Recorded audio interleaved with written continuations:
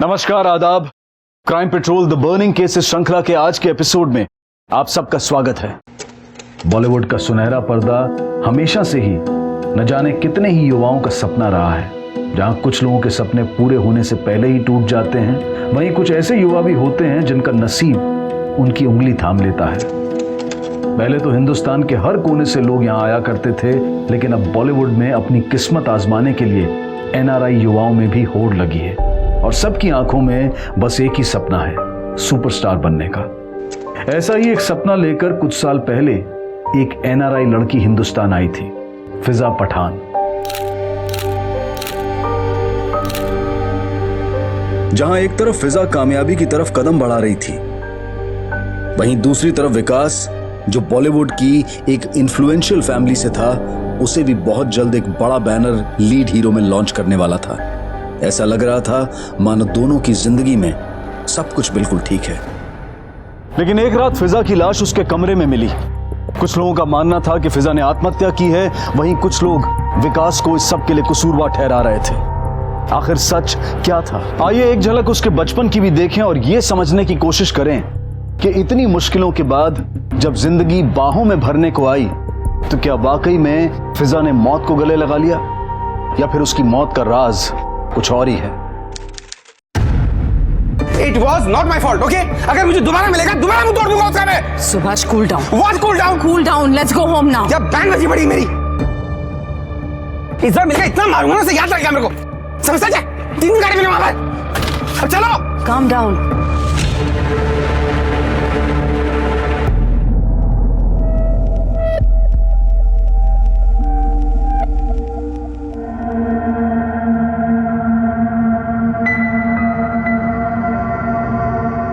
Amazing. She has a great voice. You just sign the contract. We will make her famous. Just bring her to me. I'm sick of it ना। समझती क्या तुम आपको? मेरी life है, मेरी जिंदगी है। मैं जैसे जीऊँ, जिंदगी का हिसाब दूंगा मैं तुम्हें। समझती क्या तुमने आपको? कभी मेरे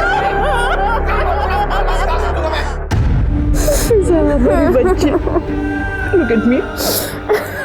Look at me, बच्चा. You'll have to be very strong now. I swear, अम्मी, I don't have any idea. Uncle मेरे साथ क्या कर रहे थे। मैंने उन पर पूरा यकीन रखा था। बट ही बहुत पेन हो रहा है अम्मी।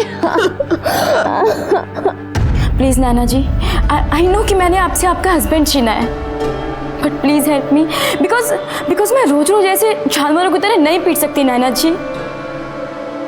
प्लीज़ मेरी मदद कीजिए। अगर मैं किसी की मदद कर सकती तो सबसे पहले अपनी मदद करती। फिजा, I hate London. I don't want to live here anymore.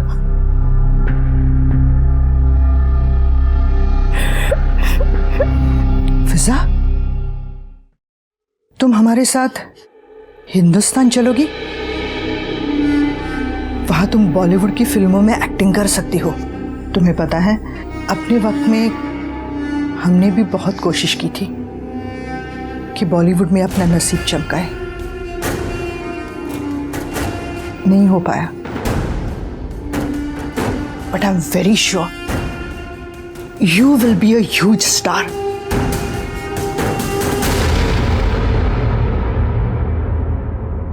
फिजा के फिल्मी करियर की शुरुआत काफी धमाकेदार रही थी, लेकिन उसके बाद कुछ समय के लिए सब कुछ ठंडा पड़ता नजर आ रहा था। लेकिन फिर भी फिजा खुश थी, क्योंकि उसके पास विकास का प्यार था।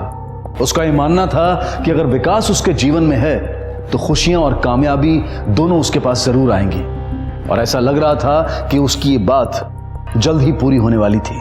फिजा ने कुछ बड़ी फिल्में साइन की थी और इसके साथ ही वो पूरी दुनिया को जीतने के लिए तैयार थी। तो फिर फिजा की मौत क्यों हुई? क्या ये किस्मत का खेल था, या फिर इस खेल का खिलाड़ी कोई और ही था? अरे cupcake, Actually, you should be eating cupcakes. You know that, ना? नए रोल के लिए वेट पुट ऑन करने के लिए बोला है ना तुम्हें। किसी एक्ट्रेस को खाने की अपॉर्चुनिटी बहुत कम मिलती है फिजा, और तुम ये अपॉर्चुनिटी घास फूस खा के वेस्ट कर रही हो। हाँ, डोंट वरी अम्मी, आई मैनेज टू लुक मोटी ऑन स्क्रीन। और आप तो जानती है ना that your daughter is the best actress. मैं किसी भी रोल के लिए परफेक्ट हूँ। चलिए अब आप अपना डिनर एंजॉय कीजिए और मुझे मेरा सैलेड एंजॉय करने दीजिए। ओके चलो, I am almost done here. हम थोड़ी देर में आ जाएंगे घर पे, ठीक है? ओके अम्मी, बाय। बाय बेटा।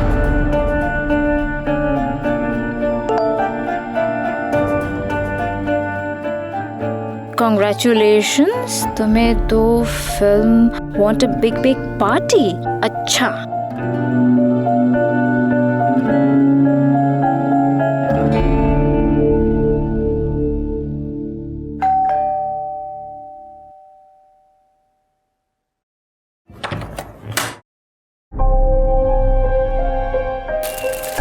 Thank you.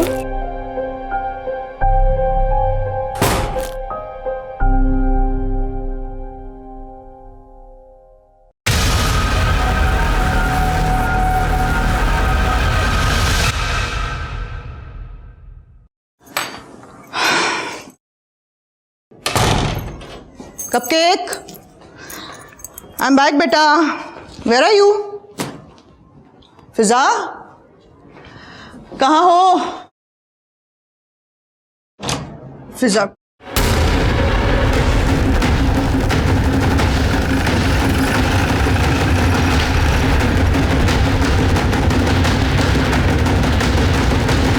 सब इधर अंदर।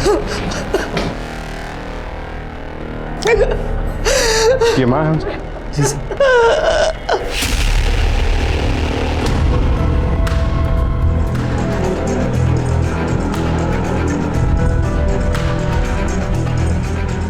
बॉडी को नीचे किसने उतारा? सब वो मैडम की चीख सुनते ही मैं ऊपर आया, फिर मैं और मैडम ने मिलकर नीचे उतारा।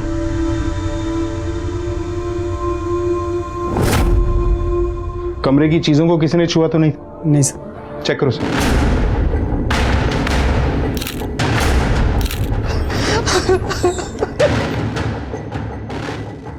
देखिए, मैं समझ सकता हूं कि बात करने के लिए सही समय नहीं है, लेकिन इस केस की तहकीकात के लिए आपको हमारे कुछ सवालों के जवाब देने होंगे।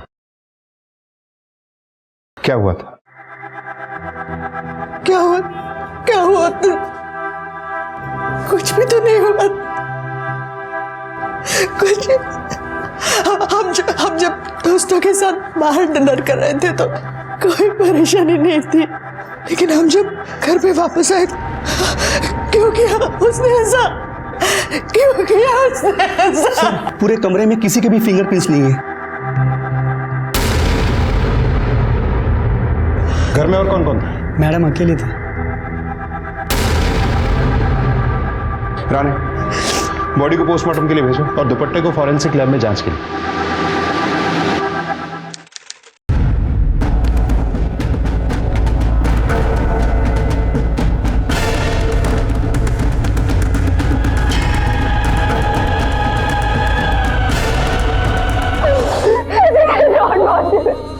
सुसाइड का केस है? ये कैसे बोल दिया आपने कि सुसाइड का केस है? कोई शनाख्त की आपने? कोई सबूत इकट्ठा किए? बिना इस बात की तह तक पहुंचे आपने कैसे बोल दिया कि ये सुसाइड का केस है? आप ही ने हमें बताया और आपके वॉचमैन ने कंफर्म किया था कि आपकी बेटी ने फांसी लगाई थी। लगाई नहीं थी, फांसी लगाई नहीं थी, उसे मारकर लटकाया गया था। हमने बात की थी हमारी बच्ची से, कितनी खुश थी पता है?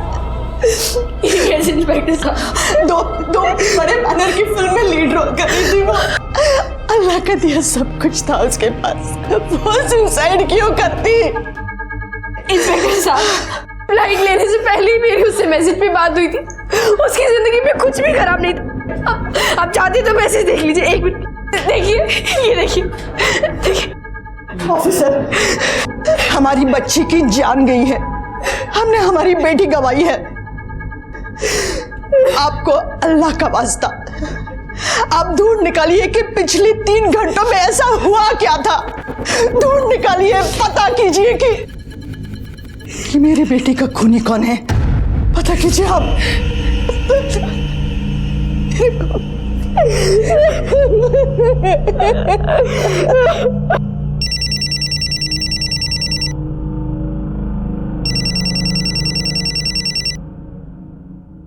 Hello. What? Viku? Viku? Viku? Viku? Viku get वो फिजा, उठो बेटा। फिजा क्या mom? Fiza is no more, she is dead. उसने सुसाइड कर लिया।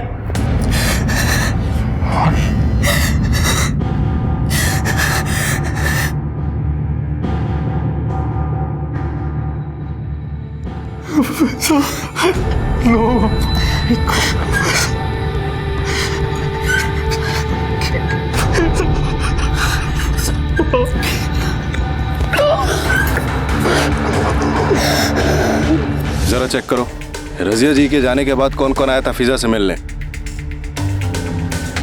संदीप सर, ये तो डिलीवरी बॉय है, वो मैडम के लिए बुके लेके आया था। बुके? लेकिन सर उसके फ्लैट पे कोई बुके या फूल तो मिला नहीं था। साहब वो डिलीवरी बॉय चला गया ना, तो मैडम नीचे उतरी और मुझसे कहा कि ये बुके फेंक दो। फिर तुमने क्या किया? मैं बिल्डिंग के डस्टबिन में फेंक दिया।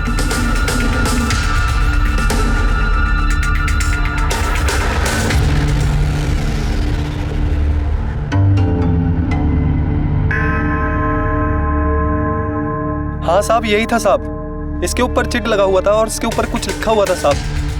सर ये कार्ड मिला है। बेस्ट विशेस फ्रॉम विकास।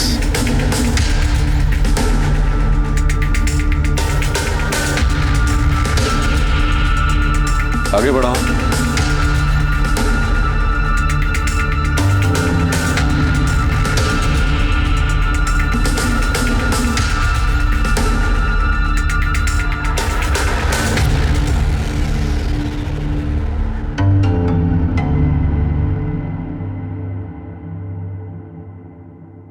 ये 1 घंटे के लिए फिजा कहाँ गई थी? Jogging vlogging?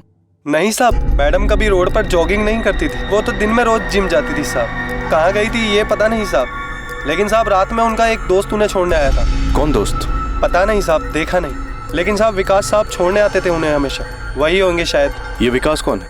फिजा और विकास रिलेशनशिप में थे। और आप इस रिलेशनशिप के खिलाफ थी? नहीं, हमें उनके रिश्ते से वैसे कोई शिकायत नहीं थी।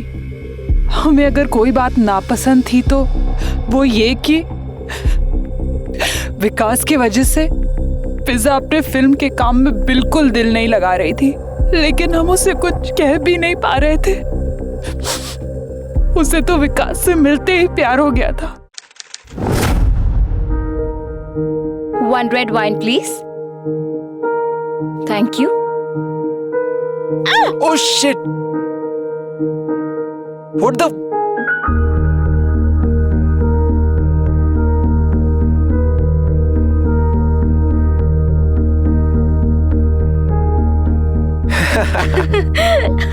विकास गिरेवाल। फिजा Pathan with a spoiled dress. मिलते ही उन दोनों में जैसे एक रिश्ता सा जुड़ गया था।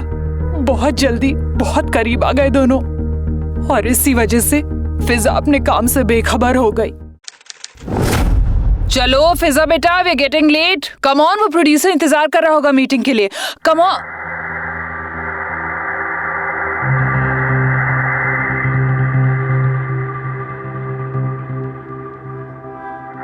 या अम्मी आ गई। I'll call you later, ठीक है? हाँ ओके, बाय।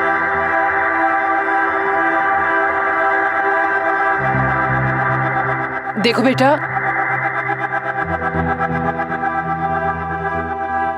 ये फ्लिंग्स, फ्लर्टिंग, बॉयफ्रेंड सब ठीक है, ओके। एक जाएगा तो दूसरा आएगा, लेकिन एक बार तुम्हारा करियर तुम्हारे हाथ से निकल गया ना, तो सॉरी टू से फिजा, जिंदगी भर हाथ मलती रह जाओगी। रिलैक्स अम्मी, विकास की वजह से मैं अपने काम से डाइवर्ट बिल्कुल नहीं हो रही। In fact he always motivates me, मेरा हौसला बढ़ाता है। और सच कहूँ तो I am much more focused because of his love. लेकिन फिजा तुम अम्मी अम्मी अम्मी, don't worry, you trust me right? Fiza इतनी खुश थी विकास के साथ कि हम चाहकर भी कुछ बोल नहीं पा रहे थे, और वक्त के साथ फिजा की विकास के लिए संजीदगी बढ़ती गई।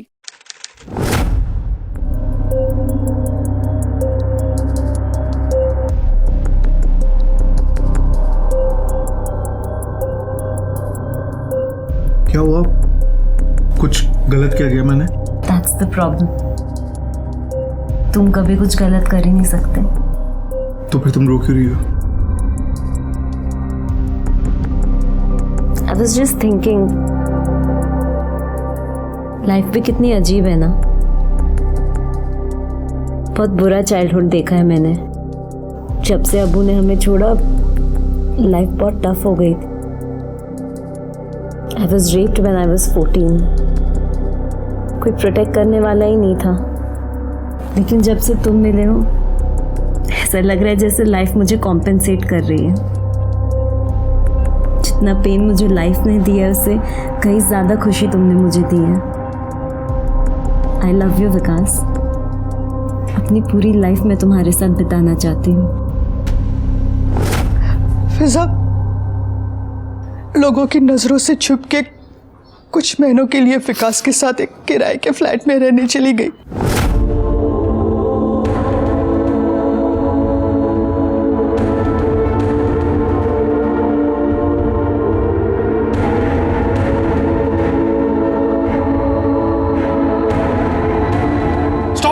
Stop it!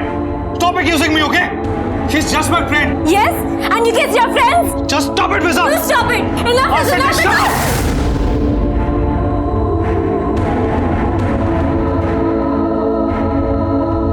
कहने को तो फिजा विकास के कंपैरिजन में बहुत ज्यादा मॉडर्न सोसाइटी में पली बड़ी थी। बहुत कॉन्फिडेंट थी वो, बहुत स्ट्रांग थी, किसी चीज से डरती नहीं थी। लेकिन जब विकास की बात आई, वो बिल्कुल मोम की गुड़िया बन जाया करती थी। उसे विकास के अलावा कुछ नजर ही नहीं आता था।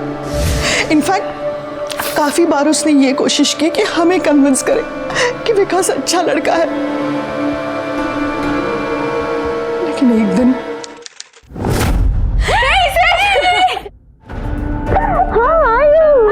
I'm good, but तुम घर में भी फुल एटीट्यूड में रहती हो, हाँ?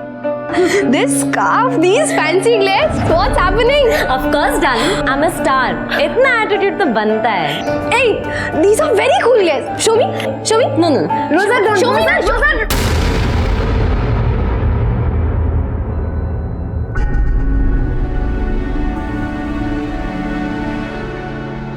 विकास ने किया है ना ये, उसने तुम पे हाथ उठाया।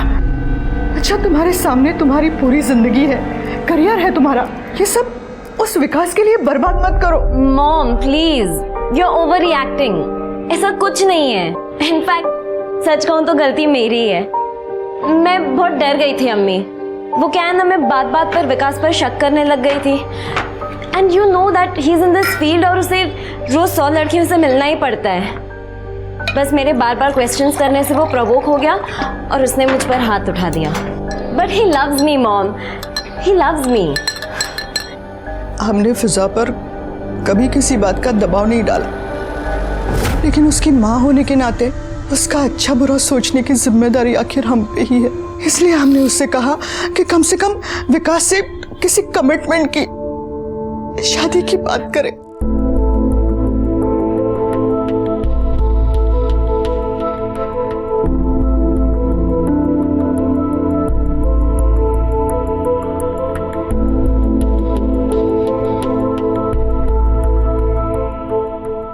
Wow, you are really looking beautiful. Be mine tonight. Just for tonight? मैं तो पूरी लाइफ के लिए तुम्हारी होना चाहती हूँ। Mister Vikas Grewal, will you marry me?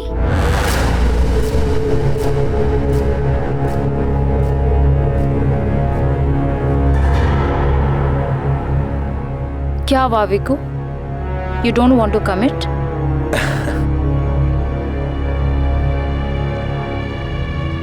See Fiza, don't get me wrong, मेरा एक्टिंग करियर अभी शुरू नहीं हुआ है एंड आई थिंक तुम्हें भी अभी अपने करियर पे कंसंट्रेट करना चाहिए। तुम तो बिल्कुल अम्मी की तरह साउंड कर रहे हो। आई एम नॉट किडिंग फिजा, तुम खुद सोचो ना। आई मीन शादीशुदा औरत को कौन अपनी फिल्म में लीड रोल देगा? तो इसका मतलब तुम कमिट नहीं करोगे? I would love to, seriously I would love to, but I think ये सही टाइम नहीं है। एनीवेज बहुत वक्त है अभी हमारे पास। You know what I am saying ना? टाइम ही तो नहीं है। I am pregnant. क्या फिजा सच में प्रेग्नेंट थी? जी, लेकिन उसे अब अबॉर्शन करवाना पड़ा। हेलो, ठीक है। फिजा की बॉडी थोड़ी देर में यहां आ जाएगी।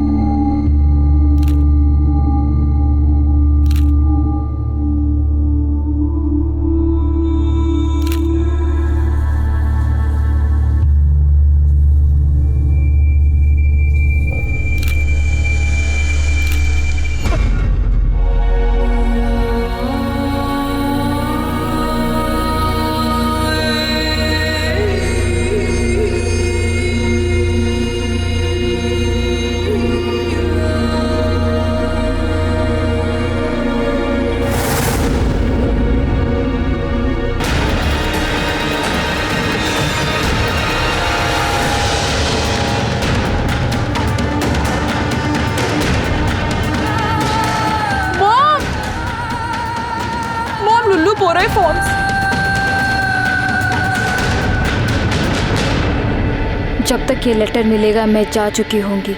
मुझसे अब ये पेन बर्दाश्त नहीं होता। All I wanted was love, some commitment, लेकिन वो मुझे इतना भी नहीं दे पाया। दिल को यकीन था कि सब बदल जाएगा, शायद वो मुझसे उतना ही प्यार कर पाएगा जितना कि मैं उससे करती हूँ, लेकिन उसने हमारे बच्चे को हमारी जिंदगी से ऐसे अलग किया as if it was a piece of garbage. I'm shattered. इसलिए मैं उसकी लाइफ से बहुत दूर जा रही हूँ। Now he can be with his partying women and selfish motive, the way he always wanted. मैंने उससे इतना प्यार किया है कि मैं शायद कभी उसे नफरत नहीं कर पाऊंगी, और यही उसकी सजा है।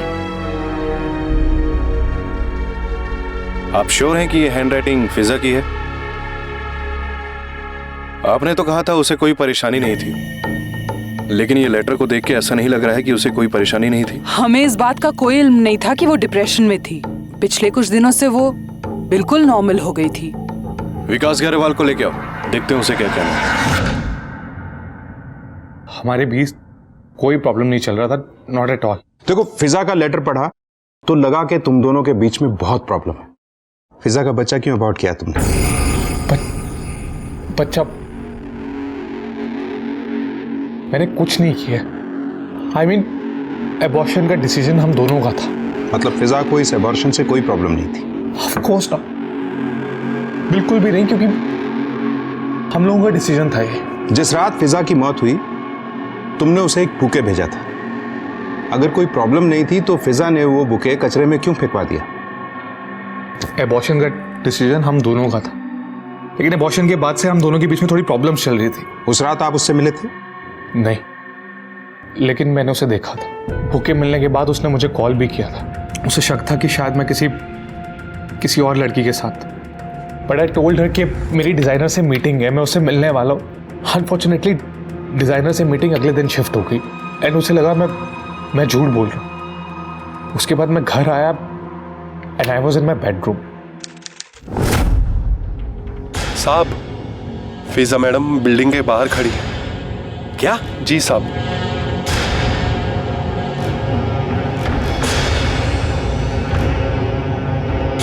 किसी ने इसे यहाँ पे देख लिया तो बेकार में मीडिया में गॉसिप शुरू हो जाएंगे।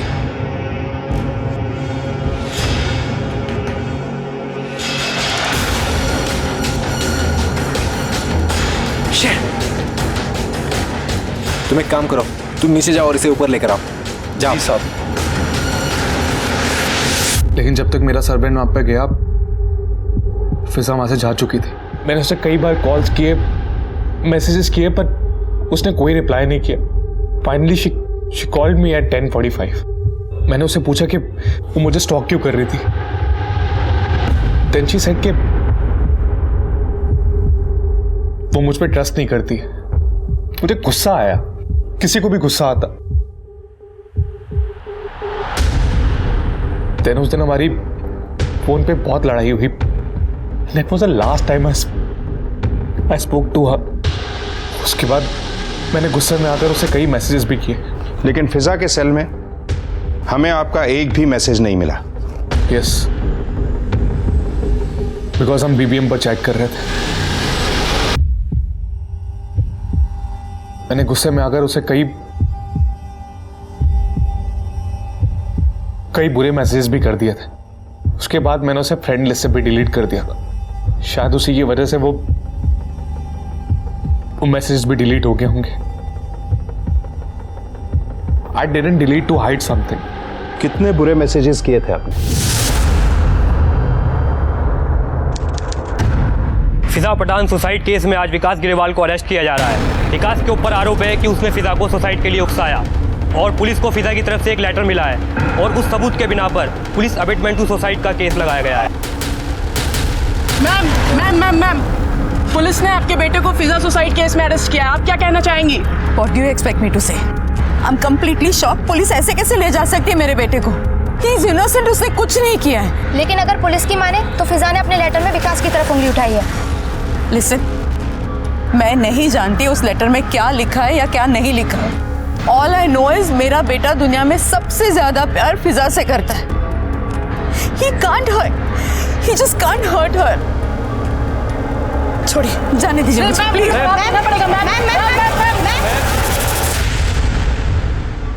हमने ये सोच के आपको वो खत दिया था कि आप फिजा के कातिल को पकड़कर उसे सजा दिलवा सके, लेकिन आपने तो अबेटमेंट टू सुसाइड का चार्ज लगा के जांच पड़ताल ही बंद कर दी। आपने फिजा का ये लेटर पढ़ा है ना? इसमें उसने साफ साफ लिखा है कि वो उसे छोड़कर दूर जा रही। इसका मतलब साफ है कि उसने मरने का मन बना लिया था। क्या बकवास है ये? इसका मतलब ये है कि वो दूर मतलब लंदन जाना चाहती थी। इन सब परेशानियों से दूर जाके वो इंटीरियर डिजाइनिंग का कोर्स करना चाहती थी।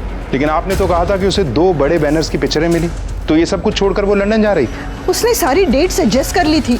इस लाइफ से ब्रेक चाहिए था उसे।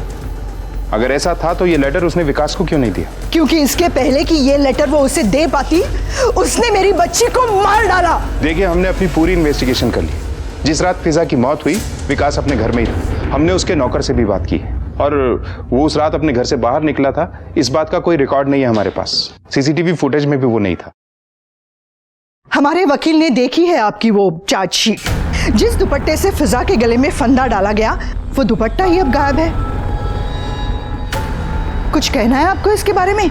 वो दुपट्टा फॉरेंसिक लैब में ही कहीं होगा, मिल जाएगा। और फिंगरप्रिंट्स? फिजा के कमरे में से कहीं भी कोई भी फिंगरप्रिंट्स नहीं मिले, फिजा के भी नहीं। क्यों? हो सकता है मेड ने कमरा बहुत अच्छी तरह से साफ किया, और यह भी मुमकिन है कि फिजा अपने कमरे में गई ही ना हो दिन भर। और उन बंद खिड़कियों का क्या? मैंने आपसे कहा था फिजा को एसी की हवा बिल्कुल पसंद नहीं थी, ताज़ी हवा पसंद थी। वो हमेशा अपने कमरे की खिड़कियां खुली ही रखा करती थी, लेकिन सिर्फ उस रात सब खिड़कियां बंद थी। क्यों? और वो ड्रॉवर का टूटा हुआ हैंडल, उसका क्या? आप ही ने तो हमसे कहा था कि आपको याद नहीं है कि वो हैंडल उस रात टूटा था या उससे पहले कभी टूटा। देखिए रजीज, मैं आपको कह चुका हूं कि हमने अपनी इन्वेस्टिगेशन पूरी कर ली है। ये लेटर हमारे लिए सुसाइड नोट ही है, और इसी की बिना पर हमने विकास के खिलाफ अबेटमेंट टू सुसाइड का चार्ज भी बना लिया। सबूतों को देखते हुए ये बिल्कुल नहीं लगता कि ये एक मर्डर केस है। एक तरफ विकास की मां नैना इस बात को मानने के लिए बिल्कुल तैयार नहीं थी कि फिजा की आत्महत्या से विकास का कोई भी लेना देना है, और वहीं फिजा की मां रजिया इसे आत्महत्या ही मानने को तैयार नहीं थी। वो बार बार इस बात पर जोर दे रही थी कि उसकी बेटी का कत्ल हुआ है, और फिजा का खत मिलने के बाद तो उन्हें पूरा यकीन हो गया था कि विकास ने ही फिजा को मारकर उसके कत्ल को आत्महत्या का रूप देने की कोशिश की है। रजिया का मानना था कि पुलिस ने अपनी जांच में कुछ चीजों को नजरअंदाज कर दिया है कि फिजा ने रात में ट्रैक सूट पहना हुआ था, यहां तक कि वो ट्रैक सूट भी घर से रहस्यमय तरीके से गायब हो चुका था। रजिया ने मीडिया में कहा कि उसे हमेशा से ही विकास और फिजा के रिश्तों से शिकायत थी, इस पर नैना भी अपने बेटे के बचाव में मीडिया के सामने आई और उन्होंने कहा कि अगर रजिया को विकास और फिजा के रिश्तों से शिकायत थी तो उन्होंने इतने दिनों तक उनके इस रिश्ते पर आपत्ति क्यों नहीं जताई। नैना ने यह भी इल्जाम लगाया कि रजिया की इस रिश्ते को लेकर चुप्पी की वजह यह थी कि विकास बहुत जल्द एक बड़े बैनर की फिल्म के जरिए लॉन्च होने वाला था। लेकिन रजिया ने इस बात से साफ इनकार किया और उसने कहा कि उसने इसलिए कुछ नहीं कहा था क्योंकि वो जानती थी कि इस फिल्म जगत के रिश्ते और दोस्ती समय और जरूरत के हिसाब से बदलते रहते हैं और यहाँ ना तो कोई किसी का सच्चा दोस्त है और ना ही दुश्मन। लेकिन उसकी बेटी फिजा प्यार के मामले में बहुत पुराने ख्याल वाली थी। वो विकास से बहुत प्यार करती थी और उसे यही प्यार ले डूबा। लेकिन रजिया ने भी ठान लिया था कि वो विकास को सजा दिलवा कर रहेगी। तो क्या वाकई में फिजा ने खुद आत्महत्या की थी या फिर विकास ने उसे उकसाया था या फिर वाकई में विकास ने ही फिजा का कत्ल किया था? चल सर, क्या फिजा पठान का मर्डर आपने किया है? No question. बताइए सर। पुलिस ने आपके साथ क्या पूछताछ की सर? सर बताइए। क्या फिजा पठान का मर्डर आपने किया है सर? सर अभी अभी आपने देखा कि एक तरफ जहां 25 दिन की पुलिस कस्टडी के बाद विकास ग्रेवाल अपने घर जा रहे हैं, वहीं दूसरी तरफ रजिया पठान का अभी भी यही मानना है कि फिजा ने सुसाइड नहीं किया बल्कि विकास ने उनका मर्डर किया है। और इसके लिए उन्होंने हाई कोर्ट से इस केस के लिए सीबीआई इन्वेस्टिगेशन की मांग की है। अब सीनियर ऑफिसर तुषार पेडनेकर सच्चाई का पता लगाएंगे कि ये मर्डर था या सुसाइड।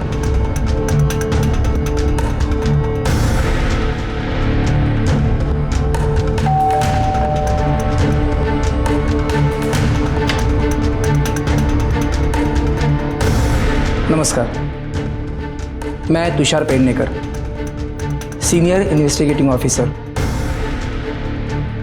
सीबीआई।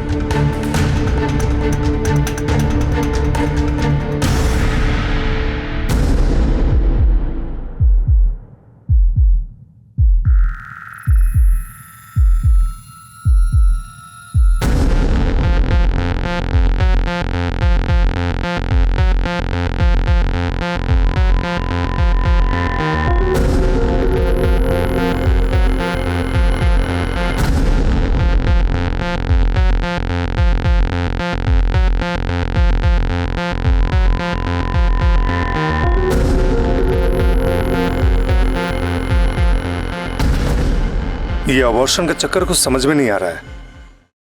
एक काम करो, विकास अग्रवाल को बुलाओ। मैं समझ सकता हूं कि तुम अभी फिजा के साथ शादी करने के लिए तैयार नहीं थे।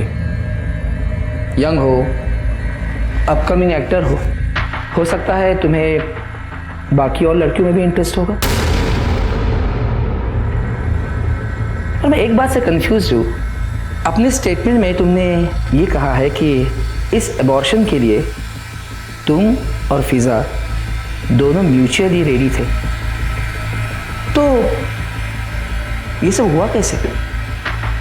मतलब एग्जैक्टली क्या हुआ? कुछ भी नहीं हुआ था। We never wanted the pregnancy. It just happened. Yes. फिजा उस बच्चे को लेके बहुत इमोशनल थी, लेकिन फिर हमने डिस्कस किया कि इससे हम दोनों का करियर खराब हो जाएगा।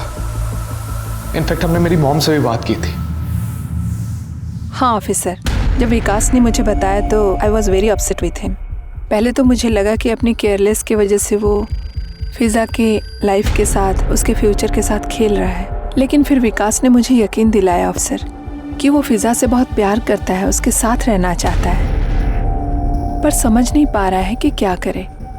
अच्छा, इसीलिए आपने विकास को ये एबॉर्शन का ऑप्शन दिया? नो ऑफिसर, बिना फिजा से बात किए मैं कैसे कुछ सजेस्ट कर सकती थी। जानना चाहती थी कि फिजा के मन में क्या है, वो क्या सोच रही है, और इसीलिए मैंने उसे हमारे एक जान पहचान वाले के घर बुला लिया।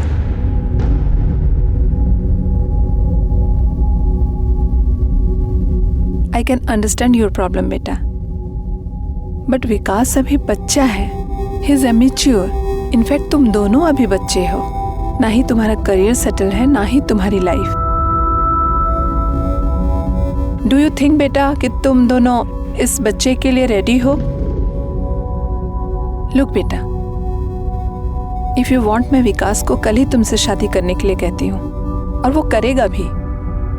बट बेटा, लाइफ के इतने बड़े डिसीजन के लिए क्या तुम दोनों रेडी हो? क्या सही रहेगा ये? बोलो। जब मुझे लगा कि फिजा और विकास इस बच्चे को लेकर अपना अच्छा बुरा समझ पा रहे हैं, तब मैंने एबॉर्शन का सजेस्ट किया। लुक ऑफिसर, इन बच्चों ने जो कुछ भी किया उसके फेवर में मैं नहीं थी और ना ही एबॉर्शन के फेवर में थी। दोनों बच्चे थे, उम्र ही क्या थी दोनों की। अगर बच्चा हो जाता तो दोनों के लाइफ के ड्रीम्स खत्म हो जाते। And that's why I suggested abortion. I spoke to my gynaec और मैंने उन दोनों को उनके पास भेज दिया। अच्छा, तो आपने फिजा का एबॉर्शन किया था? जी, फिजा आई थी मेरे पास एबॉर्शन के लिए। मैंने उसे कुछ पिल्स दी जिसको खाने के बाद एबॉर्शन हो जाता है, और मैंने उससे कहा भी था कि कुछ दिन के बाद आके मुझसे मिले।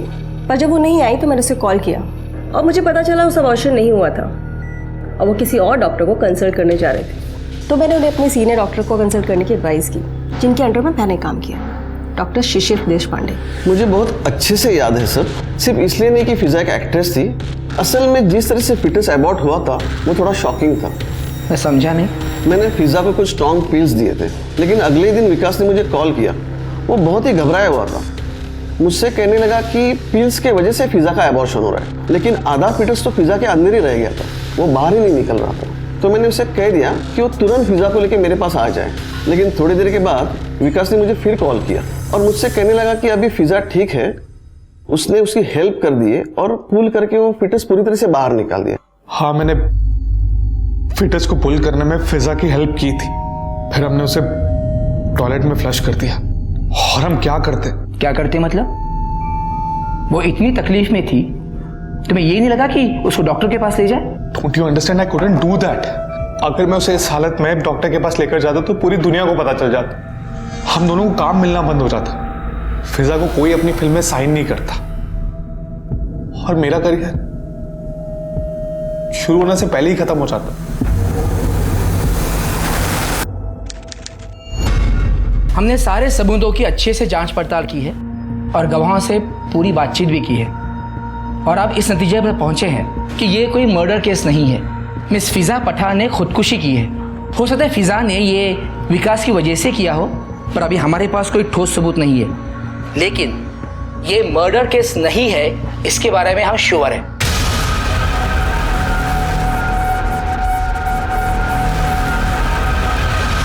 जी नहीं, हम इस बयानबाजी को मानते ही नहीं हैं। सब कहते हैं हमारी बेटी ने गुस्से में आके इम्पल्सिव होके खुदकुशी की, तो फिर कोई खुदकुशी करने से पहले अपने कपड़े बदलता है? फिजा का भी नहीं। जिस दुपट्टे से उसे लटकाया गया वो दुपट्टा अब गायब है।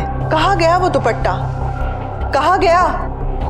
हम बस इतना जानते हैं कि हमारी बेटी का कत्ल हुआ है, जान गई है उसकी। हमारी फिजा, उसने जिंदगी भर सिर्फ दुख देखे थे, अब जाके कहीं खुशियां आई थी उसकी जिंदगी में, और तभी इस विकास ग्रेवाल ने उसे मार डाला।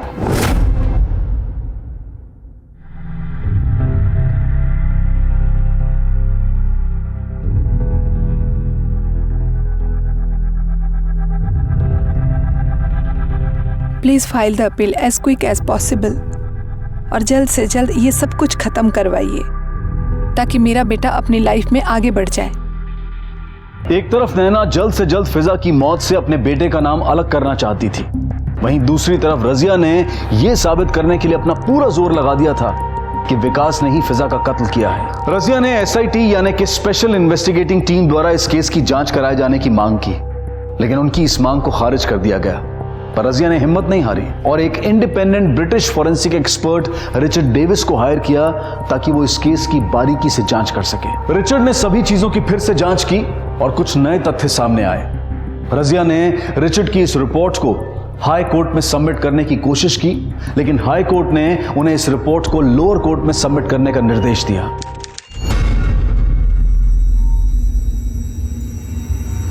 मैम क्या हुआ कोर्ट में? जज ने हमारी रिपोर्ट कबूल कर ली है। क्या था उस रिपोर्ट में? उसमें वो सारे सबूत हैं जो इस बात का इशारा करते हैं कि हमारी बेटी का कत्ल हुआ है।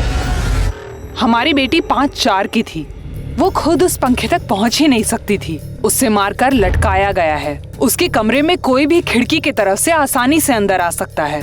बाहर की बाउंड्री वॉल सिर्फ 1 मीटर की है, जबकि रिपोर्ट में लिखा है कि वो 5 मीटर्स की है। और हमारी बेटी के गले पे बना हुआ वो दोहरा निशान हमारी बेटी के चेहरे पे, हाथ पे, होठों पे चोट के निशान थे।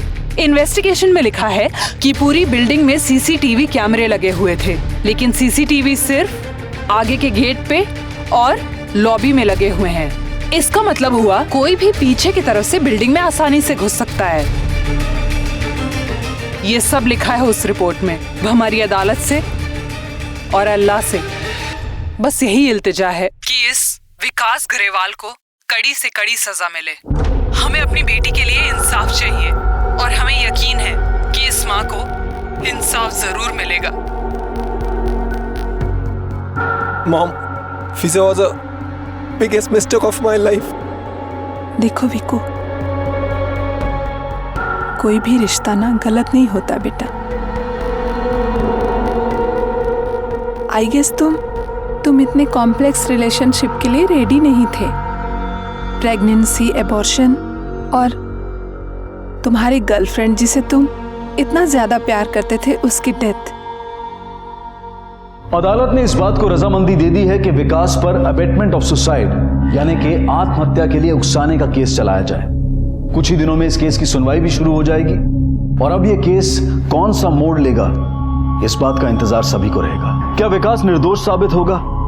क्या विकास को, फिजा को आत्महत्या के लिए उकसाने का दोषी पाया जाएगा, या फिर अपनी पूरी कोशिश करके रजिया इस बात को साबित कर पाएगी कि विकास ने ही फिजा का कत्ल किया है? इस केस का अब जो भी हो, लेकिन एक जिंदगी हमेशा के लिए खत्म हो गई। फिजा की मौत के साथ ही उसके सारे सपने भी मिट गए। शायद वो एक कामयाब एक्ट्रेस बनती, उसे बहुत सारे अवार्ड्स मिलते, और अगर इनमें से कुछ भी ना होता तो कम से कम उसके पास उसकी जिंदगी होती। जहां एक तरफ फिजा मौत की गोद में सो गई, वहीं विकास की जिंदगी भी थम सी गई है और इस केस का फैसला आने तक वो भी सवालों से घिरा रहेगा। देखते हैं हमारे आज के एपिसोड की दूसरी कहानी।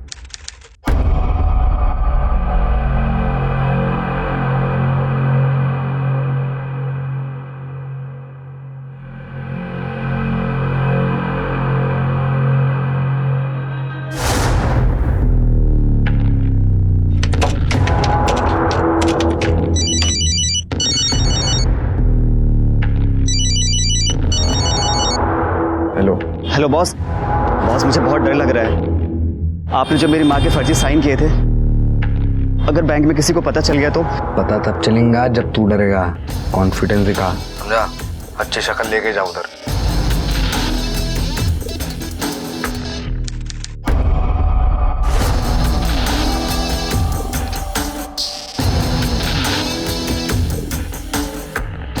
कपड़े पे गुस्सा काहे को उतारता तू?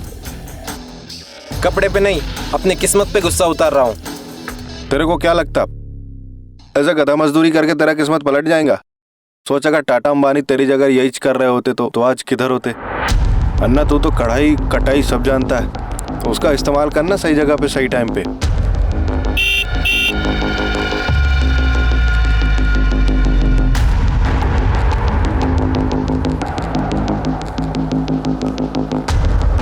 क्या बोलता है, चलेगा?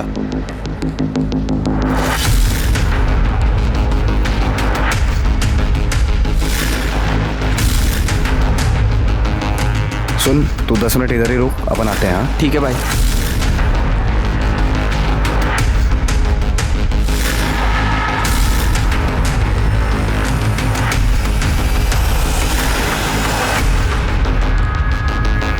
और ये गहने, सही माल हाथ लगाया आज।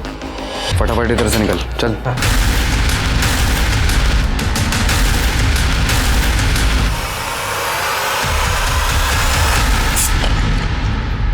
ये तो बहुत छोटा कांड था, तेरे को मालूम है? आज तक अपन ने जितने जितने मर्डर किए ना, बड़ी सफाई से, और आज तक अपनी ना गंद तक नहीं सूंघी गई। तुमको इतना एक्सपीरियंस है, इसलिए तो अपने गैंग के बॉस हो। क्या बोलते? लेकिन बॉस सुनो ना, अब एक बड़ा हाथ मारते हैं ना। बड़ा हाथ मारने के लिए अपने को संगत भी बड़ा चाहिए ना, समझा?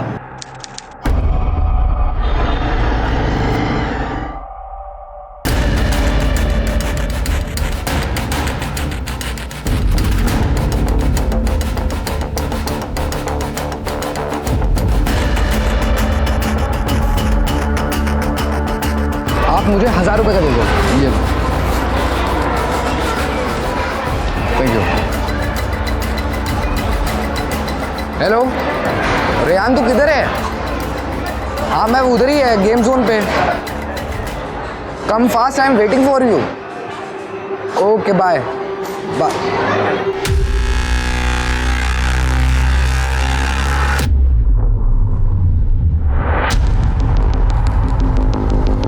क्या बात है?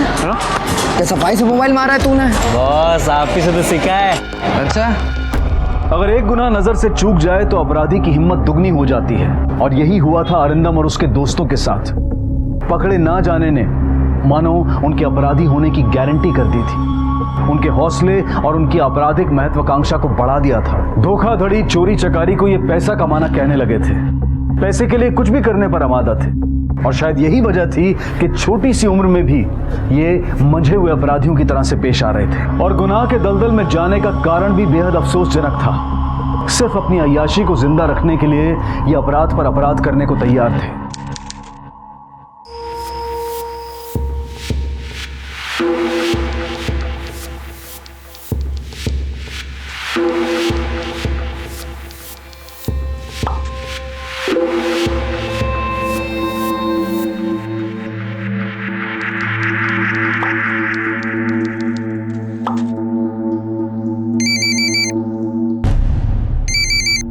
हेलो, हाँ तुम लोग किधर हो?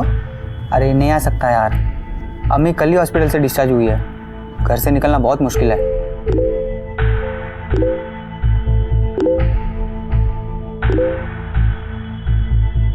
अरे सुमेश सुनना, तुम लोग गेम जोन के वहाँ पे ही हो ना? हाँ ठीक है, मैं आता हूँ। हाँ हाँ ठीक है, बाय बाय।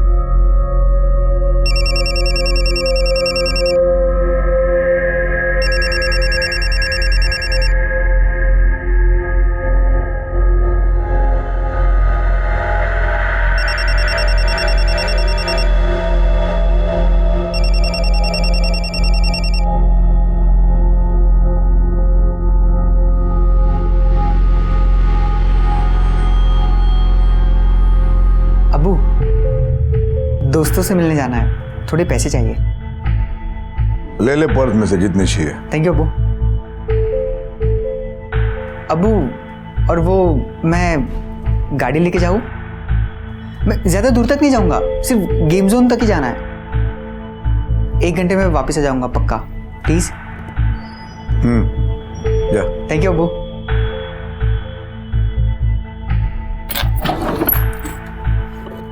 कितने लूँ? जितने की जरूरत है ले ले।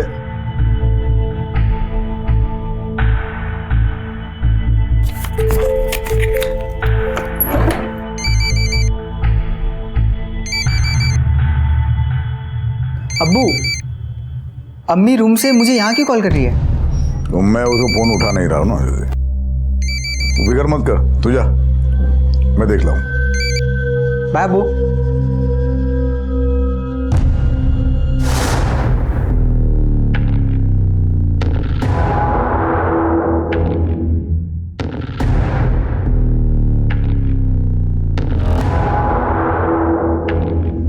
अपन बोलता है ना, अपन को किधर जाने की जरूरत नहीं, सारे शिकार अपने को इधर ही मिलने वाले हैं। आपकी सही है।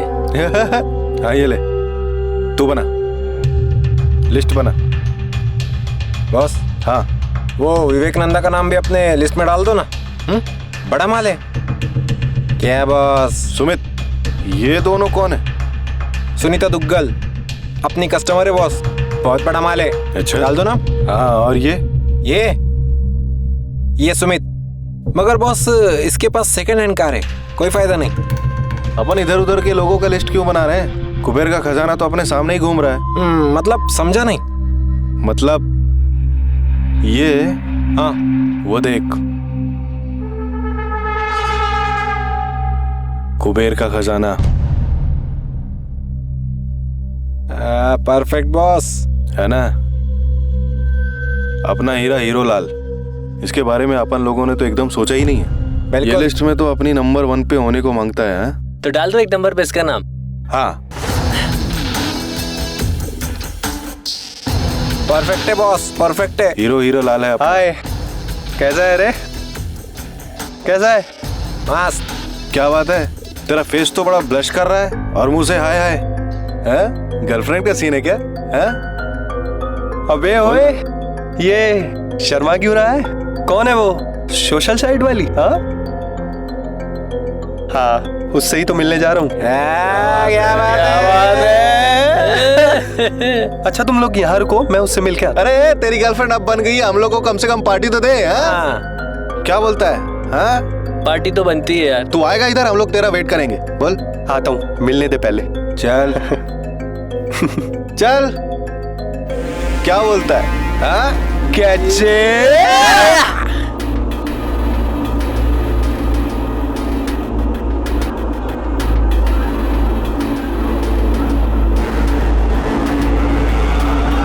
यकीन मानो, मैं सब ठीक कर लूंगा। एक मिनट, बेटा बोलो।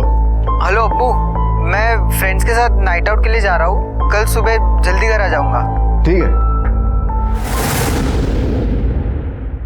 आदिल, क्या हुआ आदिल? आदिल बोलो, बोलो क्या हुआ?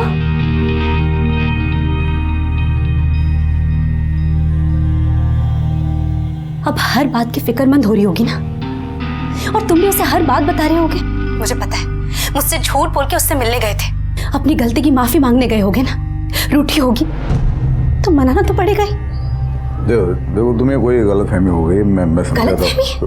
मैंने तुम्हें और उसे अपने ही कमरे में अपने ही बिस्तर पर रंगे हाथ पकड़ा है, और तुम मुझे कह रहे हो मुझे गलतफहमी हुई? तुम्हें जरा सी भी शर्म नहीं आई ना ऐसे करते हुए?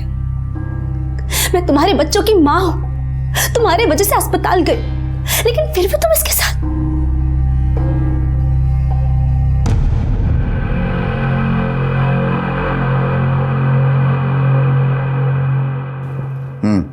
मैंने तुमसे पहले ही कहा था आदिल, ये औरत तुम्हें कभी नहीं समझेगी, पर तुम हो कि मेरी कोई बात नहीं सुनते।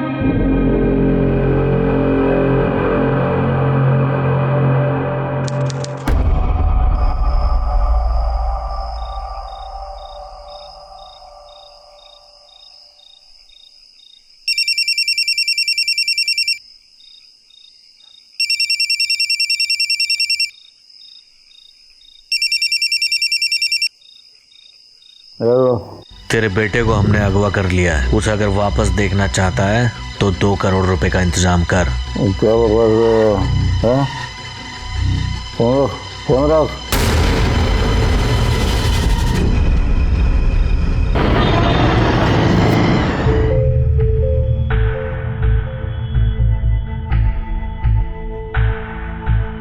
अम्मी,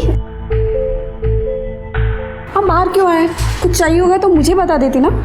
अभी तबीयत थोड़ी ठीक है, चलूंगी फिरूंगी तो अच्छा लगेगा। चाय पीने का बहुत मन कर रहा है। अच्छा ठीक है, आप बैठ जाओ, मैं आपके लिए चाय बनाती हूँ।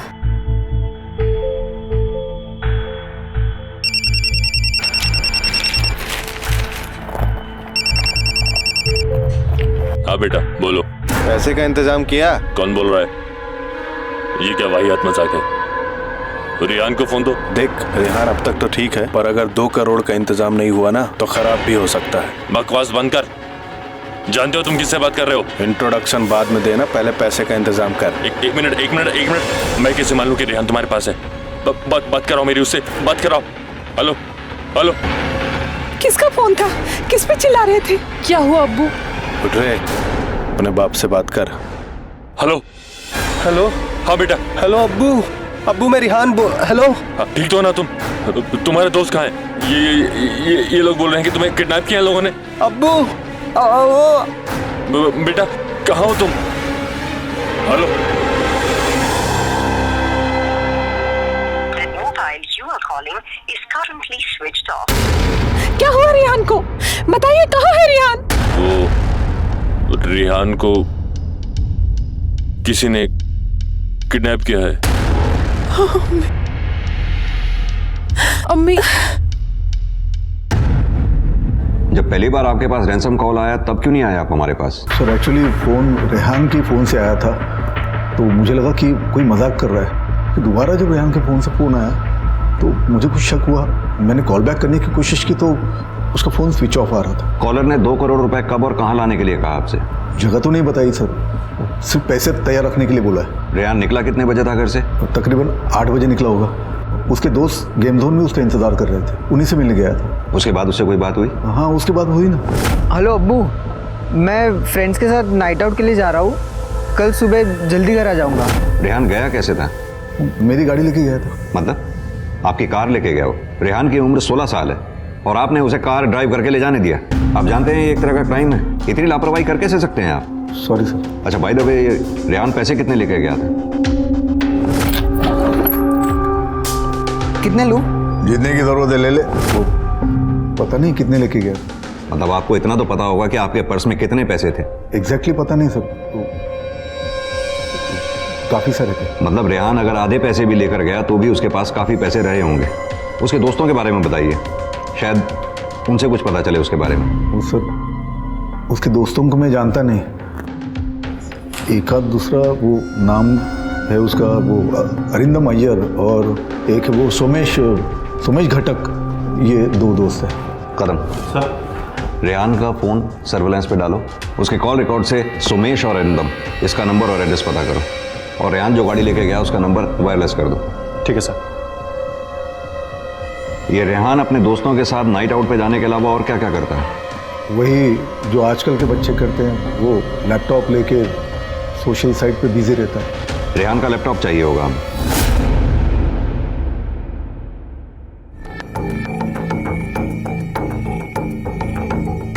सर ये देखिए, कल शाम को 7:45 को रेहान इसी सोशल साइट पर किसी परी नाम की लड़की के साथ चैट कर रहा था, और उन दोनों ने रात को 9 बजे जुहू मॉल पर मिलने को डिसाइड किया था। सर ये जो लड़की है परी, वो रेहान से इस सोशल साइट पर करीब 1 महीने पहले मिली थी और हमेशा मिलने को सर यही इंसिस्ट किया करती थी। Sir in fact the strangest thing is कि उसने ना ही अपना कोई फ़ोटो या ना ही अपना कोई नंबर शेयर किया था। आप किसी परी नाम की लड़की को जानते हैं? नहीं सर। हो सकता है रेहान रात में इसी परी नाम की लड़की से मिलने मॉल में गया होगा। ये परी के कंप्यूटर का IP एड्रेस चेक करो। Sure sir. सर ये मैसेज जुहू ईस्ट में साइबर कैफे के कंप्यूटर से आया है। आदिल साहब, सेकेंड टाइम आपको जब भी रैंसम कॉल आए प्लीज़ हमें इन्फॉर्म कीजिएगा। जी। कदम, साइबर कैफे चलने की तैयारी करो।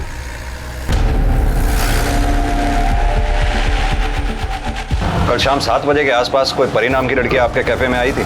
नहीं साहब, इस नाम की कोई लड़की नहीं आई, और वैसे भी लड़कियां आती है तो 6 के पहले ही आती है। कल तो कोई लड़की आई नहीं थी। आप चाहे तो रजिस्टर चेक कर सकते हैं। चेक कराइए।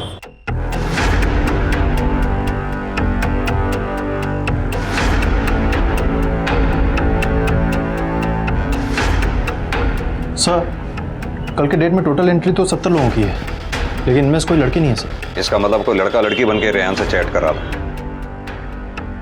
सर अगर आप कहें तो इन सबसे पूछताछ करें। उसका कोई फायदा नहीं। अक्सर देखा गया है लोग अपना ID के तौर पे गलत नाम और एड्रेस ही लिखते हैं। वैसे भी आजकल लड़के लड़की बनकर ही लड़कों से चैट कर रहे हैं, बेवकूफ़ बना रहे हैं उन्हें। साल 2008 तक सोशल साइट्स पर नकली अकाउंट बनाकर बेवकूफ़ बनाने का खूब चलन था।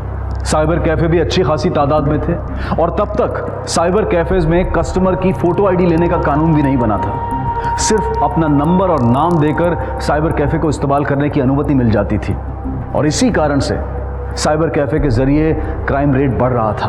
बढ़ते हुए आपराधिक मामलों को देखकर सरकार ने साइबर कैफे में इंटरनेट के इस्तेमाल पर कड़े कानून बनाए, जिनका पालन करना साइबर कैफे के मालिक और ग्राहक दोनों के लिए बहुत जरूरी था। अब सरकारी तौर पर मान्य पहचान पत्र के बिना साइबर कैफे में इंटरनेट का इस्तेमाल करना गैर कानूनी हो गया है, और अब ऐसी जगहों पर तो CCTV लगाना भी अनिवार्य है। ये एक कोशिश है साइबर क्राइम पर नजर रखने की उसे रोकने की। सीसीटीवी भी नहीं है वहां पर। सर, रेहान के पिता ने जो दो दोस्तों का नाम बताया था, कॉल रिकॉर्ड के हिसाब से दोनों का पता चल गया है। जो अरिंदम है वो जुहू में रहता है और सोमेश कांदिवली में रहता है।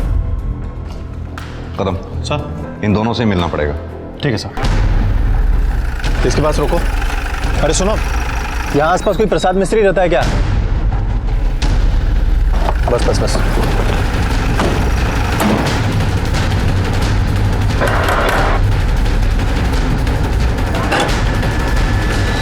प्रसाद मिस्त्री का घर यही है?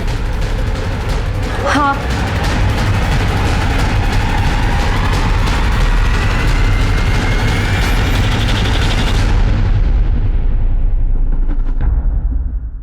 हाँ सर बोलिए। अरिंदम कहाँ है? अरिंदम?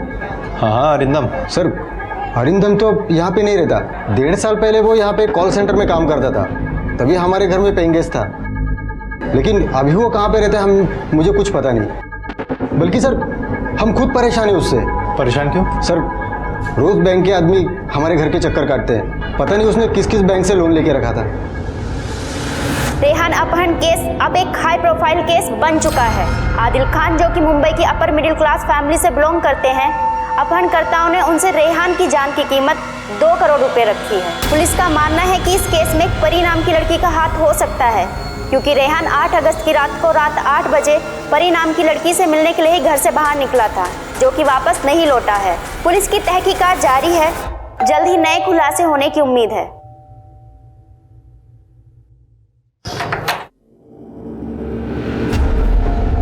सोमेश घटक यहीं रहता है? जी यही सोमेश है। क्यों, क्या हुआ?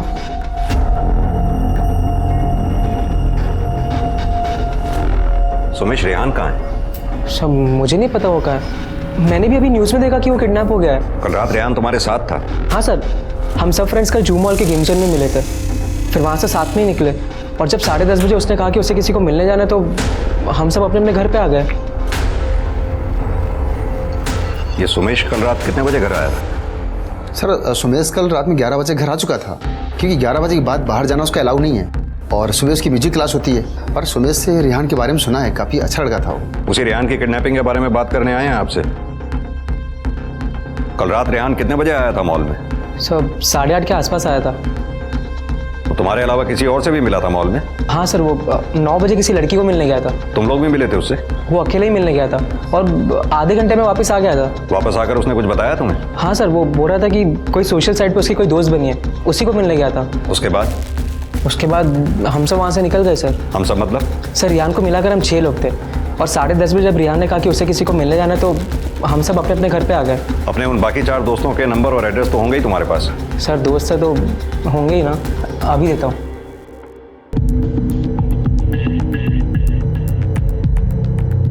उन 4 के फोटोग्राफ्स भी होंगे तुम्हारे पास? Yes sir. कड़े सर, डिटेल्स ले लो उनसे। Okay sir. और हाँ, जब तक ये केस सॉल्व ना हो जाए ये शहर छोड़कर जाना नहीं कहीं। ठीक है।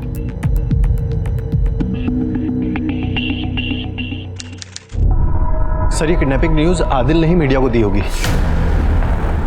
आदिल साहब, आप इतनी बड़ी बेवकूफ़ी कर कैसे सकते हैं? इतनी बड़ी खबर आपने मीडिया में लीक कर दी।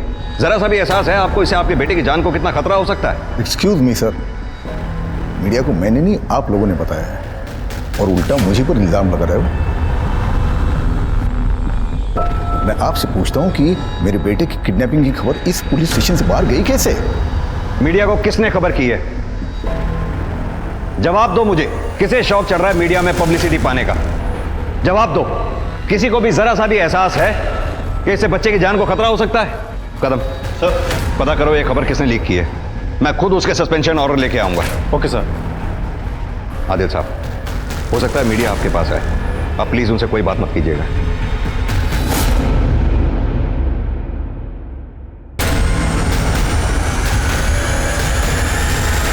सुमित और अरिंदम कल रात 11 बजे घर पे आ गए थे। आपका बेटा काम क्या करता है? साहब, ये टेलर है, इसकी मालवनी में खुद की दुकान है। अच्छा, तो टेलरिंग शॉप से इतनी कमाई हो जाती है कि वो रोज किसी महंगी जगह जाके उड़ा सके? सर, वो हम लोग बेस्ट फ्रेंड्स हैं ना, तो आपस में सब मैनेज कर लेते हैं, हिसाब नहीं करते आपस में।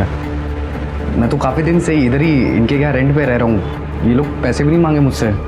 इन्होंने कभी पैसे मांगे नहीं या तुमने कभी दिए नहीं? तुम्हारे पीछे तो कितने लोग पड़े हैं, कितने बैंक वाले तुमसे पैसे मांग रहे हैं, दिए क्या उनके? साहब मैंने बैंक से लोन लिया था एक प्राइवेट बिजनेस के लिए, लेकिन वो फेल हो गया। मैं वापस कर देगा साहब, एक बड़े ऑफिस में मेरा जॉब लगने वाला है, 1-2 महीने में सब लौटा देगा। साहब एक रिक्वेस्ट था बस आपसे, अब रेहान हम दोनों का बहुत अच्छा दोस्त है, वेरी हेल्पफुल बॉय, आपसे रिक्वेस्ट है आप प्लीज़ उसको ढूंढ दो साहब। हम तो अपना काम कर ही रहे हैं, लेकिन जब तक ये केस सॉल्व नहीं हो जाता तब तक तुम दोनों इस शहर से बाहर जाने की गलती मत करना। चलो। सर सोमेश ने जिन 4 दोस्तों के नंबर दिए थे उनमें से 3 से बात हो गई है और तीनों का यही कहना है कि वो 10:30 बजे तक अपने घर पहुंच गए थे, लेकिन सर चौथे दोस्त हिमेश शाह से अभी तक बात नहीं हो पाई है। उससे बात क्यों नहीं हो पाई अब तक? सर दरअसल वो आज सुबह ही देवलाली निकल गया है, लेकिन उसके घर वालों से मेरी बात हुई है सर, और उनका भी यही कहना है कि वो 10:30 से 11 बजे तक वो अपने घर आ गया था। लेकिन सर इस इंक्वायरी में एक अजीब सी बात सामने आई है कि इन 5 दोस्तों का बैकग्राउंड बिल्कुल अलग है। सर एक टेलर है, एक अच्छा खासा पढ़ा लिखा है, एक कबाब एडवर्टाइजिंग में काम करता है, एक कबाब फिल्मों में गाने लिखता है, और एक हिमेश शाह जो कि ऑटो रिक्शा चलाता है। सर 5 का बैकग्राउंड बिल्कुल मैच नहीं करता, अलग अलग है, लेकिन 5 दोस्त हैं और इन 5 का कहना है कि वो 10 बजे साथ में मॉल से निकल गए थे। कदम मॉल में सीसीटीवी होगा, तुमने वहां चेक किया? सर दरअसल मॉल अभी नया बना है, इसलिए सीसीटीवी कैमरा हर जगह अवेलेबल नहीं है। कदम रेहान अपने घर से 8 बजे निकलता है मॉल के लिए और मॉल में वो 8:30 बजे पहुंचता है, यानी कि मॉल से और घर के रास्ते में वो कहीं नहीं रुका, और 9 बजे वो परी नाम की लड़की से मिलता है, जिससे मिलने के बाद 9:30 बजे वो वापस अपने दोस्तों के पास आता है। लेकिन सर साइबर कैफे में तो हमने चेक किया था, वहाँ पर किसी लड़की की एंट्री तो थी ही नहीं। हो सकता है कदम के रेहान किसी साइबर क्राइम का शिकार हो गया हो, या फिर ये भी हो सकता है कि कोई लड़का लड़की बन के रेहान से चैट कर रहा हो। रेहान जब 9 बजे परी से मिलने गया, हो सकता है उसे जब ये पता चला हो कि वो लड़की नहीं लड़का है, रेहान को गुस्सा आया हो और अपने दोस्तों से अलग होने के बाद वो वापस उसके पास गया हो गुस्से में, और उसी ने उसका किडनैप किया हो।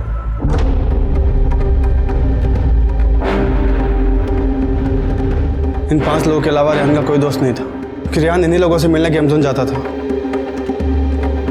अच्छा एक बात बताओ, क्या रेहान की कोई गर्लफ्रेंड थी? नहीं सर, किसी लड़की से बात करते हुए मैंने नहीं देखा। रेहान सिर्फ इन्हीं 5 लोगों से मिलने जाता था। हाँ मगर गेम जोन में जाने के बाद उसका कोई नया दोस्त बना हो तो पता नहीं। तुम्हें ऐसा क्यों लगता है कि उसका नया दोस्त गेम जोन में ही बना होगा? सर क्योंकि इसके 5 दोस्त गेम जोन में ही बने थे। कदम सर इन 5 दोस्तों के कॉल रिकॉर्ड्स निकलवाओ, मुझे लगता है हमें मॉल में गेम जोन में दोबारा जाना होगा। देखते हैं इन 5 दोस्तों के अलावा उसका कोई नया दोस्त वहां बना था या नहीं। ठीक है सर।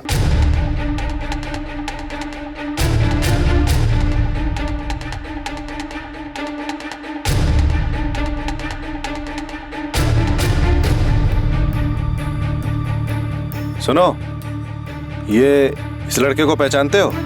हाँ सर, मैंने इसे कई बार देखा है यहाँ पर। अरे सुनो। हाँ इस लड़के को पहचानते हो? हाँ ये तो रेहान है। क्या हुआ सर? चलो मेरे साथ। 8 अगस्त की रात 10 बजे रेहान इस मॉल से निकला था, तब से लेकर अब तक गायब है। किसी ने इसे किडनैप कर लिया है। सर जब मैं कल देर रात को यहाँ पे आया था तो रेहान अपने 4-5 दोस्तों के साथ वहाँ पे खेल रहा था।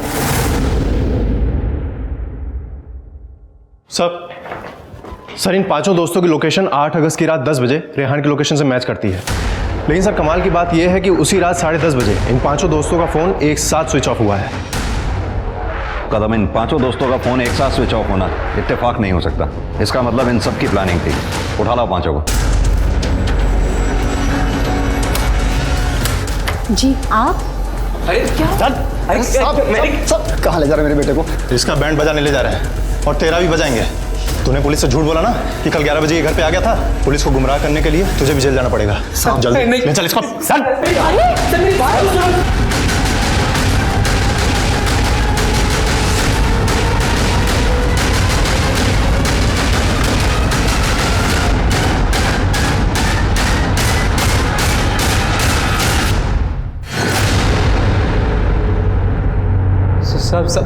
सर हमने कुछ भी नहीं किया सर, प्लीज हमें छोड़ दो प्लीज। सब कुछ नहीं किया हम लोगों ने। चल अंदर। साहब मैंने कुछ नहीं किया। कसम खा लो साहब, मैंने कुछ नहीं किया। सब पता है हमें, रेहान की किडनैपिंग में तुम लोगों की ही प्लानिंग थी। अब ये बताओ कि प्लानिंग चल कब से रही थी? बोलो।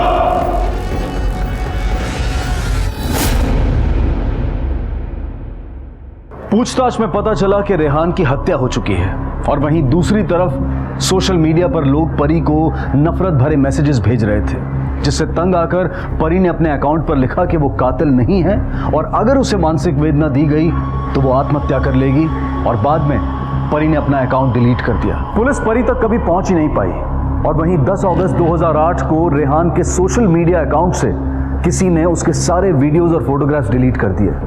तमाम बाधाओं के बावजूद पुलिस ने इन पांचों से काफी कुछ उगलवा लिया था। सबूतों, गवाहों और इनके बयान के आधार पर पुलिस ने कोर्ट में चार्जशीट फाइल की। पुलिस को पूरा यकीन था कि सबूतों और गवाहों के आधार पर वो इन पांचों को दोषी साबित करेगी और सजा भी दिलवा पाएगी।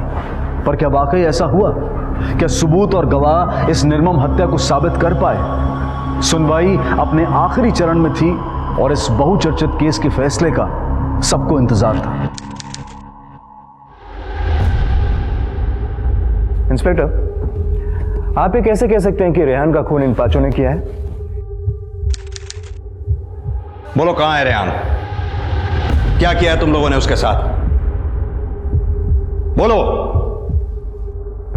देखो, यहां अगर सच बोल दोगे तो हो सकता है तुम लोगों की सजा कुछ कम हो जाए, वरना सबूतों और गवाहों के आधार पे कोर्ट में तो यह साबित हो ही जाएगा कि रेहान की किडनैपिंग में तुम ही लोगों का हाथ है। फिर किसी तरह की मदद की उम्मीद मत रखना।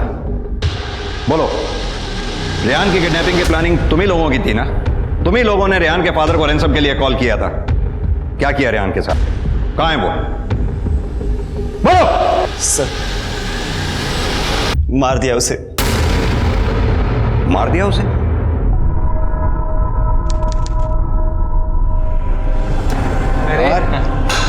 हाँ, मिला है गर्लफ्रेंड से? हाँ। अरे वो सब छोड़, लड़की कैसी लगी? ए सोमेश, ऐसे किसी के पर्सनल लाइफ के बारे में नहीं बोलते। सेलिब्रेशन सेलिब्रेशन होता है ना। मुंबई का भाई कौन? मुंबई का डॉट कौन?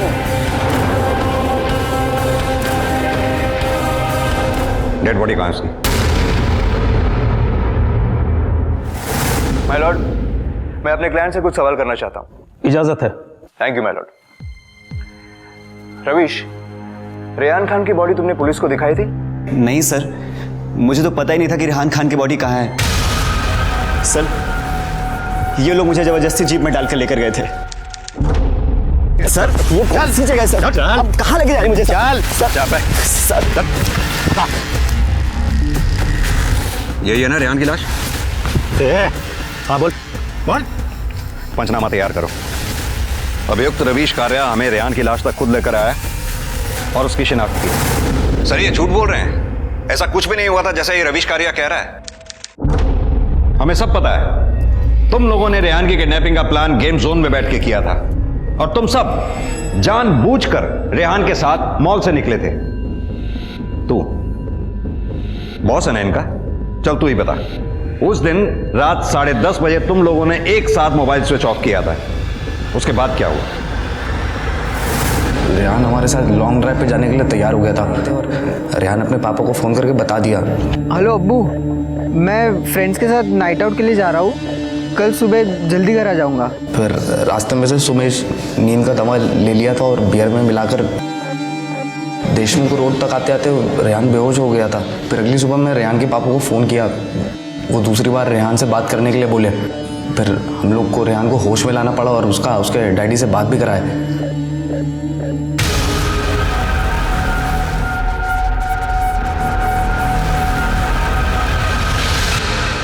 उतने में सुमेश आके हम लोगों को बताया कि रेहान की किडनैपिंग का न्यूज़ टीवी चैनल पे आ रहा है। हम लोगों को कुछ समझ में नहीं आया, साहब कोई और दूसरा रास्ता दिखा नहीं। मैं सुमेश को बोला रस्सी लाने के लिए, और सर उसके बाद ये पांचों हमें मर्डर स्पॉट पर लेके गए, और ये रवीश कारिया सबसे पहले रेहान खान की बॉडी के पास यही हमें लेके गया था।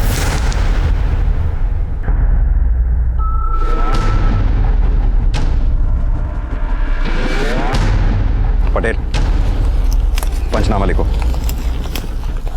अभियुक्त रवीश कारिया और उसके बाकी के 4 दोस्त रेहान खान की लाश तक हमें लेके आए, और इन पांचों ने रेहान खान की लाश की शिनाख्त की। रेहान की गाड़ी और कपड़े कहाँ हैं?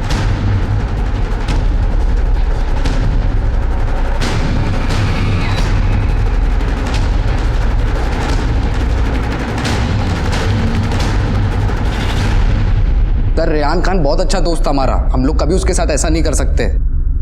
ऊपर से पुलिस वालों ने उल्टा हमें जबरदस्ती मारा और स्टेटमेंट पे साइन करवाया।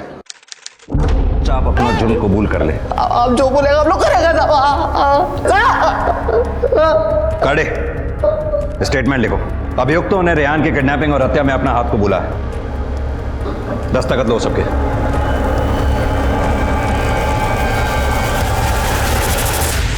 सर ये झूठ बोल रहे हैं। सर ना हमने किसी को डराया है, ना धमकाया है और ना ही किसी से जबरदस्ती सिग्नेचर कराए हैं, बल्कि इन पांचों ने रेहान खान की किडनैपिंग का प्लान बनाया था। इसका गवाह है हमारे पास। गवाह को पेश किया जाए।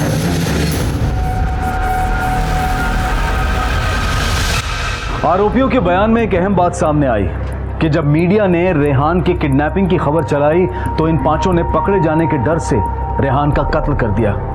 मीडिया के टीआरपी के लालच ने एक मासूम की जान ले ली। सवाल मीडिया पर भी है कि वो जिम्मेदारी को व्यापार ना बनाएं, बल्कि संवेदनशील तरीके से ऐसे संगीन मामलों की रिपोर्टिंग करें, क्योंकि ऐसे में अपराधी सचेत हो जाता है और अनहोनी की आशंका बढ़ जाती है। तुमने इन पांचों को कब और कहाँ रेहान की किडनैपिंग की प्लानिंग करते हुए सुना? सर 8 अगस्त को जुहू मॉल के गेम जोन में ये लोग वहीं थे, तब मैं भी वहाँ गेम खेल रहा था। मैं क्या बोलता है, ये रेहान को ना किडनैप कर लेते, बहुत पैसे हैं इसके बाप के पास। हाँ मैं बोलता ये काम ना अपन आज के आज निपटा देते।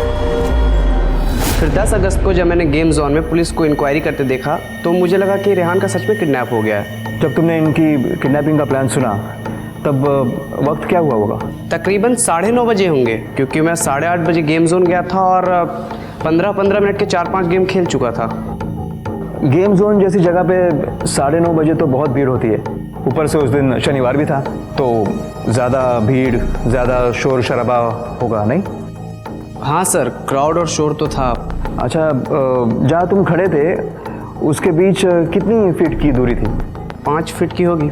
और उस 5 फीट की दूरी में तुम्हारे साथ बीच में भी काफ़ी लोग होंगे जो जाहिर है आपस में बात कर रहे होंगे, तो तुमको उनकी कुछ बातें याद है? इसका जवाब तुम्हारे पास नहीं है, क्योंकि तुम सिर्फ उनकी बातें सुन रहे थे। और अगर रियान के किडनैपिंग के बारे में तुम्हें पता चल गया था तो रियान को जाके क्यों नहीं बताया? मतलब तुमने तय कर लिया था कि पुलिस पहुंचने के बाद तुम बताओगे। सर मुझे नहीं लगा कि ये रेहान। मैं बताता हूं तुम्हें क्या लगा। गवाही देकर तुम लाइमलाइट में आना चाहते थे। माय लॉर्ड, मेरी आपसे दरख्वास्त है कि इसकी गवाही पर बिल्कुल भी विश्वास ना किया जाए। That's all my Lord. My Lord, murder spot जहां इन पांचों ने रेहान खान की डेड बॉडी को फेंका था, उस जगह का एक विटनेस है हमारे पास जिसने इन पांचों को रेहान के साथ देखा था। दीपेश नाम है उसका। अगले गवाह को पेश किया जाए। आपका नाम दीपेश नाग है? जी।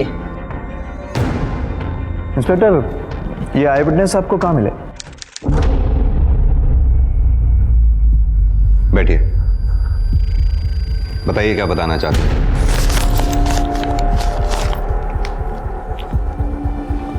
सर ये रेहान खान वाली न्यूज मैंने आज ही अखबार में पढ़ी है। देशमुख रोड पे इस लड़के को 8 अगस्त की रात, उस रात मैंने 4-5 लोगों के साथ देखा था। कदम, उन पांचों को ले आओ।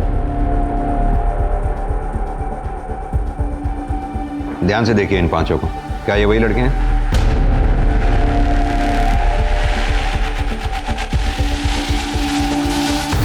हाँ सर, यही थे। आपने इन्हें ही मौका वारदात पर देखा था? हाँ सर, यही थे वो लोग। अच्छा, जहां आपने देखा था वहां लाइट थी? नहीं सर, लाइट नहीं थी। लाइट नहीं थी, फिर भी अंधेरे में कैसे पहचान लिया? सर मैं मोटर बाइक पे था।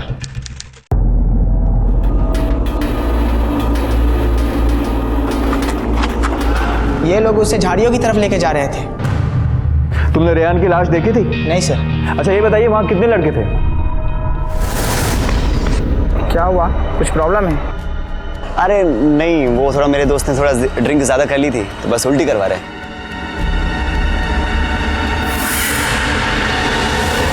चार, शायद 5, नहीं सर 4 थे।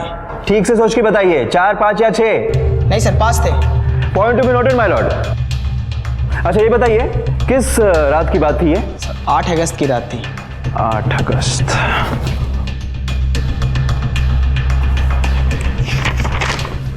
और आपके बयान में तो आपने 9 अगस्त 1:30 बजे लिखा है, जिस दिन आप लेट ऑफिस से घर पहुंच रहे थे। वो इसलिए सर कि रात के 12 बजे के बाद तारीख बदल जाते हैं। तो फिर ये भी कंफ्यूजन हो सकता है, जिस लड़के को तुमने बेहोश देखा वो रेहान नहीं कोई और हो। Objection milord. Objection granted. Defence lawyer exactly साबित क्या करना चाह रहा है कि वो रेहान नहीं था, जबकि पोस्टमार्टम रिपोर्ट यह साफ कह रहा है कि रेहान के शराब में नींद की गोलियां मिलाई गई थी और वो नींद की गोलियां आरोपी सोमेश घटक ने मिलाई थी। ऐसा स्टेटमेंट है हमारे पास, उसके सिग्नेचर्स भी है। माय लॉर्ड, मैं साबित कर सकता हूं कि नींद की गोलियां खुद रेहान ने अपने शराब में मिलाकर पी थी। मैं रेहान के पिता आदिल खान को कटघरे में बुलाने की इजाजत चाहता हूं। इजाजत है। मिस्टर आदिल खान, कोर्ट को बताइए 8 अगस्त से 4 दिन पहले आपके घर में क्या हुआ था, और यह भी कोर्ट को बताइए कि आप और आपके बीवी के बीच में क्या प्रॉब्लम थी।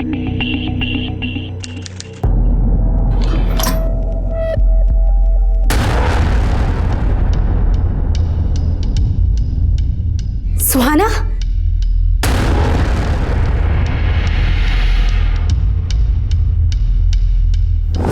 माय लॉर्ड, इनकी पहली पत्नी, जिससे अब इनको तलाक मिल चुका है, किडनैपिंग के वारदात तक इनके साथ रही। उन्होंने इन्हें अपने रिश्तेदार के साथ नाजायज संबंध बनाते हुए रंगे हाथों पकड़ा था। उसके बाद इनकी वाइफ ने स्लीपिंग पिल्स ली और अपनी जान लेनी चाहिए, और फिर बाद में फैमिली कोर्ट में डिवोर्स के लिए अपील किया। माय लॉर्ड, ये इनकी बीवी की डिवोर्स पिटीशन है, जो अखबार में भी छपी है। माय लॉर्ड, ये सब देखकर ये लगता है कि रेहान एक डिस्टर्ब चाइल्ड था। माँ बाप का उस पर ध्यान नहीं था, इसलिए ज्यादातर वक्त वो सोशल मीडिया और गेम जोन में बिताता था। घर के हालात से परेशान होकर एक दिन उसने खुद शराब में नींद की गोलियां मिलाई और अपनी जान लेने की कोशिश की। सड़क पर बेहोश हालत में एक राहगीर ने उसे लूटने के बहाने उसकी हत्या कर दी। माय लॉर्ड, कोई भी राहगीर रास्ते पे पड़े बेहोश इंसान के लिए रस्सी क्यों खरीदेगा, जबकि रेहान की हत्या रस्सी से गला घोट कर की गई थी। इस बात को साबित करने के लिए कोई गवाह है तुम्हारे पास? Yes my Lord. गवाह को पेश किया जाए। ये रस्सी आपके दुकान से खरीदी थी? जी। किसने खरीदी थी?